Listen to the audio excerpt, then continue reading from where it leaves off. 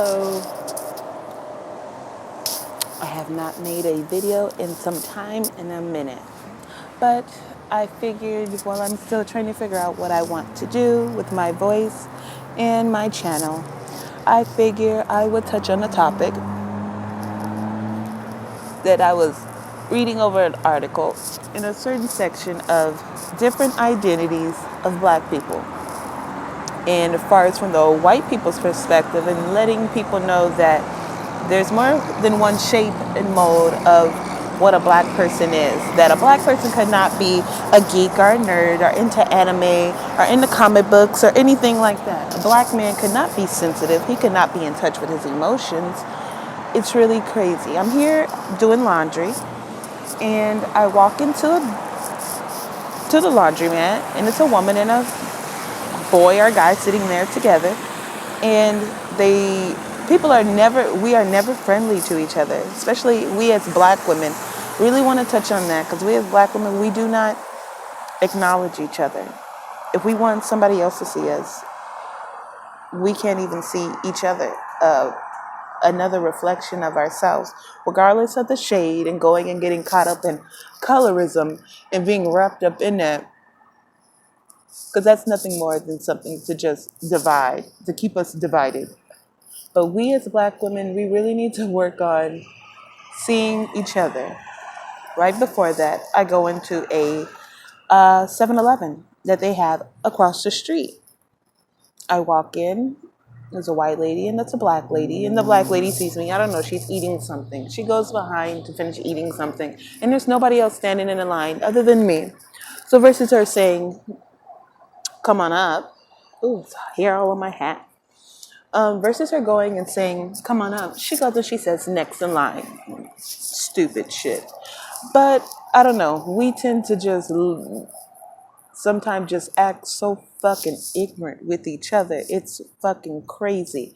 It's one thing to go and to be caught up in the illusion of things, but at some point, we as black people need to wake up and to see and to realize we with each other are not the enemy. If we team up and get together and we look at each other as, hey, my brother, my sister, or at least have a human compassion for one another. You can't talk about the so-called Black Lives Matter if you don't even care about your fellow man. But back to the lady in the store. She goes and she says, next. And I walk up there. I'm dressed all down, looking like a little boy, tomboy, as I like to do. Sometimes so I don't go and get hit on or be fucking bothered or gawked at because of my body.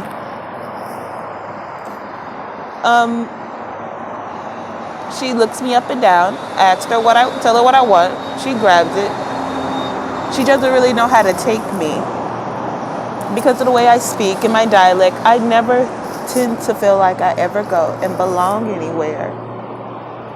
And I've come to find that there are a lot of people that experience the same exact thing as I do. And that's kind of is what is getting me the courage and to want to speak up, to let other people know you're not the only one out there. You're not the only one that is feeling like you don't belong. I've listened to in the LGBT community how they feel like they don't belong anywhere, and how in the black community when a trans woman is killed, then no one speaks up and says anything.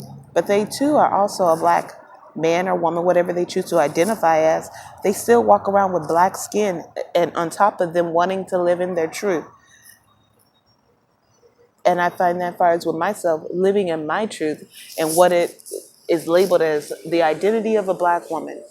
And when you do not fit into the mold, how others will try to make you be in the mold, make you fit into the mold, make you be what everybody else wants you to be. When you're around nothing but niggerish acting people, a motherfucking ghetto ass people, are just, let's just say, ignorant people, because I deal with that even in the workplace. And niggerish don't even have to be it's not even a black thing. When I was coming up, niggerish, nigga or nigga acting behavior used to be the ignorance of a person. So with that being said, let us keep in mind that as Black people, we did not all grow up the same.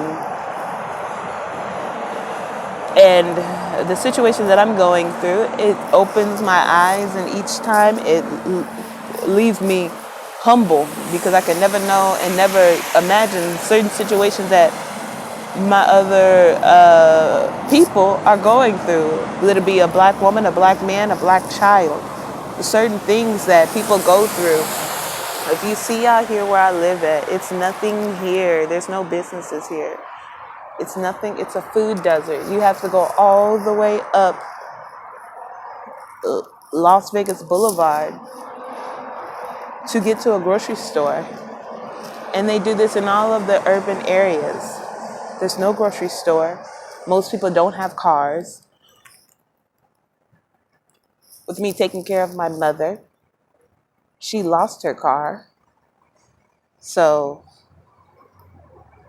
it's a humbling experience, and it opens your eyes to certain things that you go through, and certain complexes that people may want you to have, and certain illusions that you may have of yourself, and egos that we each may hold, that, you know, it takes you out of that. It makes you be more mindful, more conscious, more aware of where you are in your life. And the illusions of when you were growing up, nothing is cracked up as it seemed. Like, Dorothy, you're not in Kansas anymore. But with my second video, I just wanted to talk, and hopefully somebody finds this and they kind of understand it.